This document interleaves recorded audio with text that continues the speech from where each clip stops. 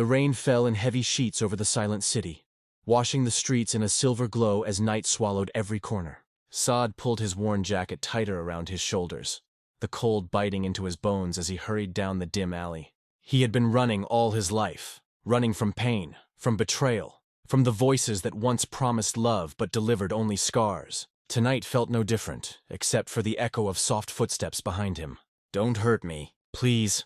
A trembling voice broke through the storm. Saad froze. Turning slowly, he saw a young woman standing beneath a flickering streetlight, her eyes wide with a mixture of fear and desperate hope. She looked fragile, but there was something fierce burning behind those tears, something that refused to die no matter how cruel the world had been to her. Her name, she whispered, was Behim-She, an unusual name for an unusual soul. She had been searching for someone who could understand the language of pain without using words. Saad, still catching his breath, recognized that language instantly. He saw it in her eyes, the same loneliness that had once buried him alive. "I'm not here to hurt you," he said softly, his voice cracking like dry wood. "I know what it's like to be broken."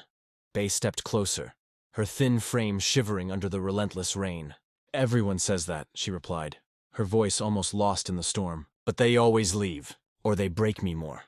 Saad felt a deep ache in his chest. He knew that feeling, the fear of being shattered again, the hopeless belief that kindness was just a mask for cruelty. But something inside him refused to let her drown in that darkness. "I won't leave," he said, surprising even himself. "I can't promise I'll fix everything, but I can stay, at least tonight."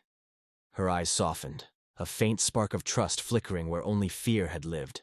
They stood in silence, the rain now a quiet hymn around them, as if the universe itself had paused to listen. Bey finally spoke, telling Saad about the shadows she had been running from.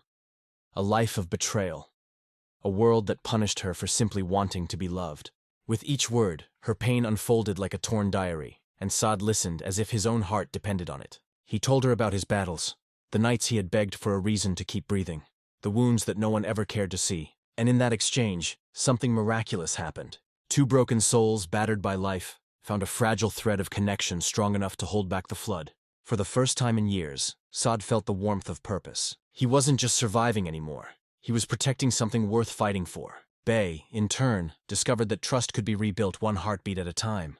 As the storm began to fade, the first light of dawn painted the horizon in shades of gold and hope. Saad looked at Bey and realized that the night hadn't just brought fear. It had brought a chance to begin again. "Don't hurt me," she whispered once more. But this time it wasn't a plea. It was a vow to herself, a quiet strength claiming its place. Saad nodded, understanding without words. "We'll walk forward," he said, "and leave the pain behind." Together they stepped into the morning, carrying their scars not as burdens but as proof of survival. Their story wasn't perfect, but it was real, and sometimes real is stronger than perfect. And if you're listening right now, maybe this moment is a reminder for you too. No matter how deep the darkness feels, there is always someone out there who will understand your silence, someone who won't let you drown. Don't give up. Your new beginning could be closer than you think. If this story touched your heart, don't forget to subscribe to this channel for more powerful journeys of courage, hope, and healing. Because your next step toward light might start with a single story.